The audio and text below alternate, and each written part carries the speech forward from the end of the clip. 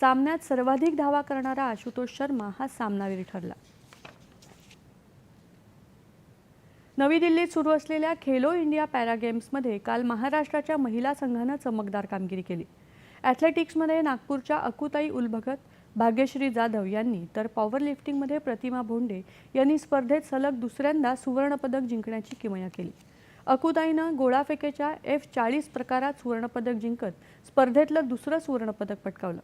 यापूर्वी अकुताई यांनी थाळीफेकीमध्ये सुवर्णपदकावर आपलं नाव कोरलं होतं। भाग्यश्री जाधव हिनं यंदाही 2 सुवर्णपदकं पटकावली। तिनं यावेळीही भालाफेक आणि गोळाफेक या प्रकारात अव्वल स्थान कायम ठेवलं। भाग्यश्रीनं आज गोळाफेकीत 7.30 मीटर अंतरावर गोळा फेकत दुसरं सुवर्णपदक पटकावलं। प्रतिमा भोंडे हिनं पॉवर लिफ्टिंगमध्ये महिलांच्या 50 किलो वजनी गटात 86 किलो वजन उचलत सुवर्णपदक जिंकलं।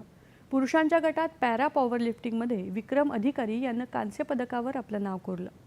या स्पर्धेत महाराष्ट्र आतापर्यंत 14 सुवर्णपदकांसह एकूण 36 पदकं जिंकत पदक तालिकेत 5व्या स्थानावर आहे। यामध्ये 13 रौप्य आणि 9 कांस्य पदकांचा समावेश आहे।